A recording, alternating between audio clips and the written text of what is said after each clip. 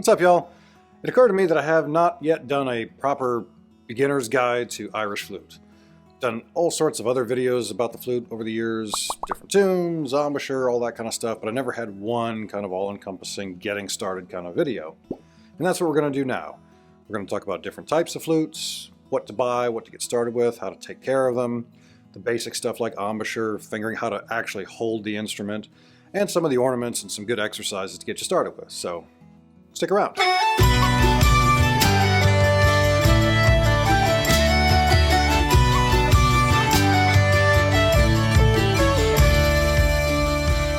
First things first, what instrument should you get? There's a lot of different makers these days of Irish flutes, which is a great thing because you got a lot of choices, a lot of options, anywhere from very affordable, relatively affordable, a couple $100 range, to outrageously expensive range, and a lot of different types of materials that are used. You can get different keys on them. So there's a lot of choices, which can be a little bit overwhelming. When I first started, I had a bamboo C flute pitched in C. That was what my folks got me for Christmas one year, and it was awesome. It was also nearly unplayable because my hands hadn't quite stretched to that point, and being able to cover those holes on a C flute was really tricky, but the tone actually was pretty good. It was all one piece, so it wasn't tunable. But for a beginner instrument, it wasn't bad, except for the fact that it was a big reach, and really it was the wrong key. So step one, buy a D flute. Start with that. Step two then is how much do you want to spend to get started? Personally, I've always been of the opinion that it's better to buy the best, the highest quality instrument you can get, even if you're just starting out.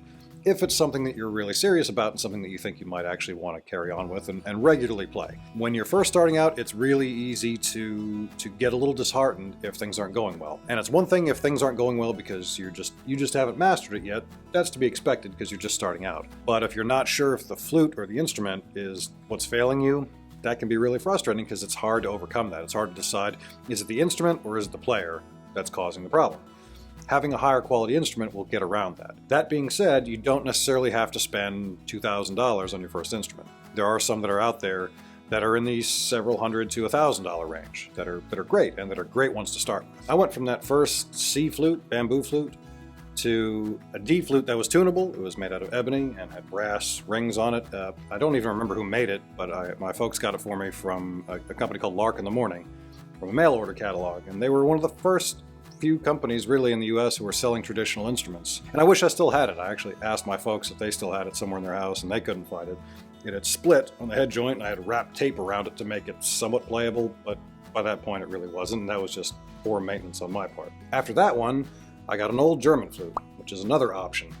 It had an ivory head joint, it weighed a ton, and it didn't have great tone, but it was fully keyed, which was kind of new to me. That was the first keyed instrument that I'd got. And you can find those still. They're available somewhere in the several hundreds to several thousands of range. That's another choice. You can go as an old flute. That's not exactly the most prized thing, but it'll get you going. And again, maybe a better option than a new, cheaper flute. After that, I got my first flute from Terry McGee. It was a Rudel and Cart style, so it had multiple sections, and it was a 4-key. It wasn't fully keyed, but 4 was kind of basically the minimum that you would need to play most things in Irish music. And that was a wonderful instrument. Terry was kind enough to get it to me pretty quickly, and that's the reason that I bought the second one from him. This is a 6-key. This is a Pratt style, which is my favorite because of the volume you get out of it. They tend to be quite a bit louder than the other styles, the Rudel styles. The holes are a little bit bigger, which may or may not work for everybody, but it works for me because I guess I have pretty large hands. This one I've had since 2001, I believe, so just shy of 20 years at this point. And it's been wonderful. It's been amazing. It was also the only flute that I had, so then I ended up getting a backup. And the backup that I got is this keyless flute made by Windward out of Nova Scotia. And I did a whole other video review on that one. At some point, I probably would love to get a fully keyed one from these guys because it's fantastic. It's significantly more challenging to play than the McGee. I would say the McGee is a lot more forgiving. I tend to practice more on this one because it makes me pay more attention. It makes me focus. And in turn, that makes me, I hope, hopefully makes me a better player. And when I do switch it up to go back to the McGee, I find my tone gets a lot better because I've been practicing on the other one, and it makes me pay a lot more attention. Now I'm hoping, or basically assuming, that a lot of you are coming to this video or coming to the Irish flute from the tin whistle. You already play the tin whistle. If not, I would say pump the brakes, stop what you're doing, and get a tin whistle. Doesn't have to be anything fancy, but 10 or 20 bucks on a basic whistle to see if that's something you want to do, because when you start playing the flute, you're going to have a lot of issues with the embouchure. And that is about 90% of playing the flute, the embouchure. So if you're having to focus on that and focus on fingers, learning the notes, ornaments, all that other stuff, it's going to drive you crazy. It's going to make life a lot easier if you can learn tunes on the whistle first and then transfer them to the flute, because the fingers are exactly the same. That said, going forward, until we get to the part about keys, I'm going to kind of demonstrate everything on the keyless one. The most important thing on the flute is the embouchure. With the whistle, you have the advantage of it doing the embouchure for you. You just blow into it and off you go. It's going to make the tone for you. With the flute, that's not the case. It's very easy to make almost nothing come out of this. The way I learn, somebody told me, start like you're making the letter P. Like that. That's kind of your baseline. If you do that, here's what it sounds like. Makes a tone. Usable, playable, but you probably could hear, hopefully you can hear, there's a lot of air that gets lost.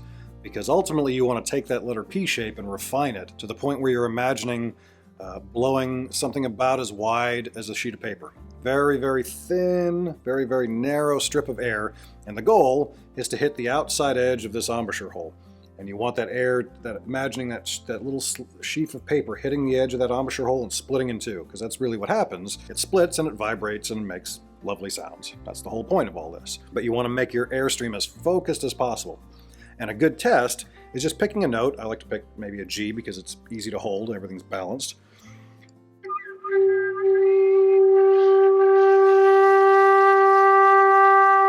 So you're going from this to this. This is the face we're going for. So you make your airstream about as thin and narrow as possible, and it's a goofy looking face. Not as goofy when you have a flute in front of you. But a very, very narrow stream of air hitting that outside edge. That's a good exercise to practice. Get that embouchure in there and see if you can improve it just by holding a single note. So you're very breathy.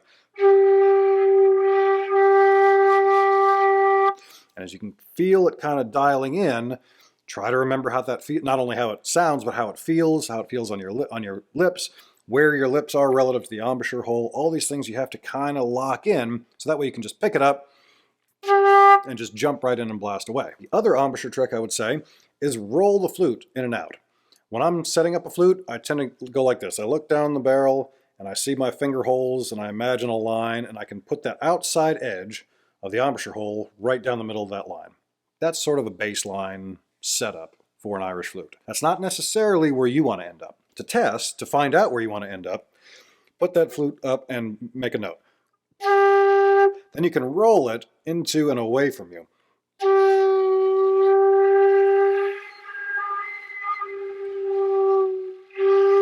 You can hear that tone changing as you're doing that.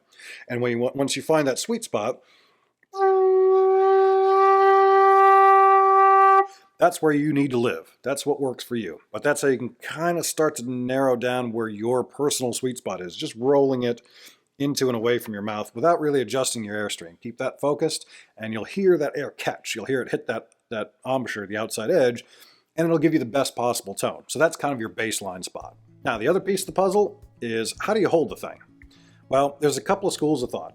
There's the fingertip school of thought, which is what I use, and there's the piper's grip concept, which is like this, going across. So to start you off, this is how I do it.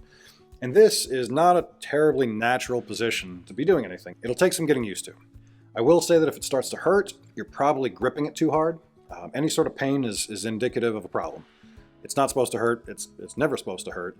So you want to make sure you're using as little pressure as possible. It really doesn't take much. All you're really looking to do here with this top hand is just balance. You're getting these fingers on the holes, your thumb back here, and the main part of the flute is resting on the pad of your finger right about here. And you don't want to grip too hard. Really, you're just holding it for balance, because you got a point of contact here, you've got a point of contact here, and then you've got this other hand. So if you're gripping really tight on this, you're going to start to feel it in your wrist, and that's a problem. The other hand, I tend to hold this way, fingertips again on the bottom three holes. I'll use my pinky here sort of as an anchor. It's not really supporting much. It's mostly keeping my brain in line so that as I'm doing movements here, my fingers will just naturally fall back into place in the right spot. I am supporting it under here. And this is just the pad of the thumb, kind of under that F-sharp hole. Basically just like this. And again, not gripping it, not really bearing down, but more for balance and support. And then the flute just rests here. Some folks will play with the flute on their shoulder. I would advise against it. because it's going to give you some weird neck issues. Now, I mentioned before that this angle here, it's not ideal for a normal human hand. You know, we don't generally go like this, spend much time like that. So the alternative, and I would recommend trying it, even if you find that it doesn't work for you, is the piper's grip. Now what that is, your fingers are going to go across the flute like you would on a low whistle or a uilleann pipe chanter, hence the name piper's grip. The advantage of this is that your hand is in a much more linear direction. You don't have that weird angle to it. The trade-off is that, at least for me, I never found my fingers to seal the holes very well.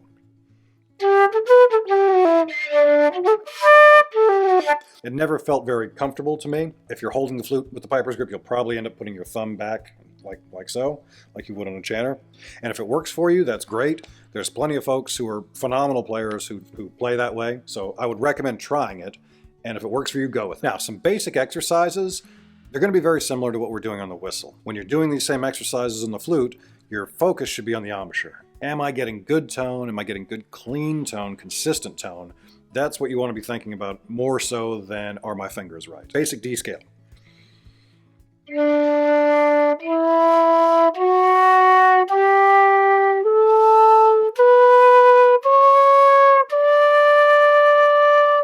Nice clean tone, even tone across the board. The other one that I would recommend is octave jump, which of course I covered in my whistle videos. It may even be more important on the flute than it is on the whistle. The reason for it is because most people tend to assume that when they jump the octave, all you have to do is blow harder, which in a way you do.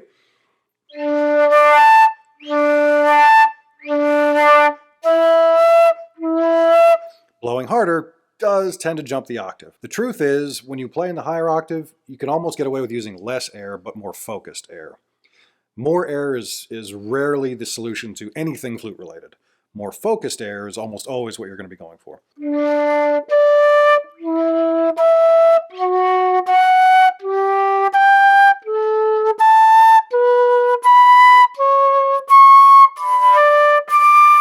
And that'll get you used to that jump and get used to how much air is necessary to hit that second octave and to do it cleanly.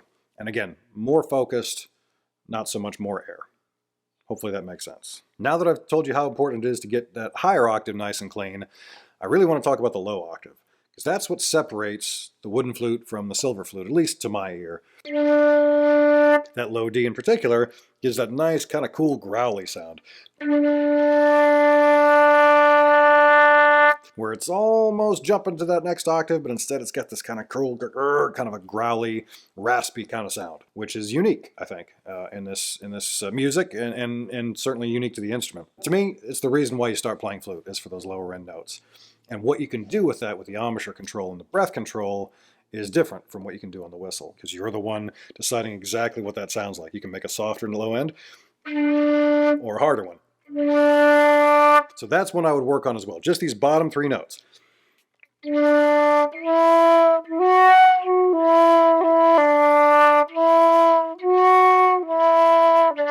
And getting those three nice and clean. So many Irish tunes use those lower end notes, and so it's very important to be good at those. It's important to make those sound the way that you want them to, whether it's more growly or less growly. You want to be in control of that.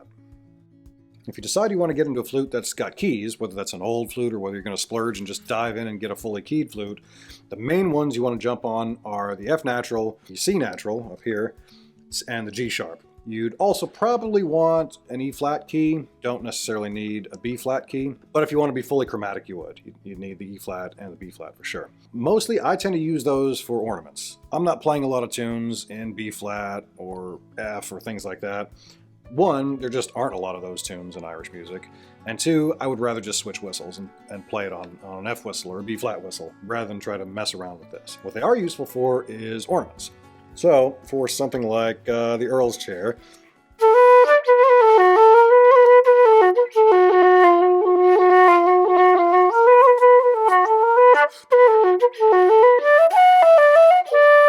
using the F natural key and the B flat key, just to add some sort of color to them.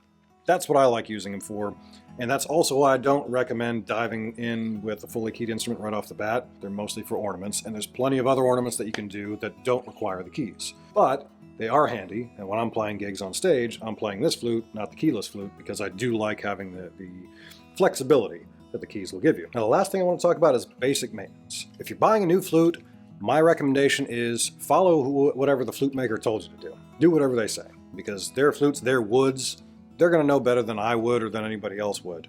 So follow their advice.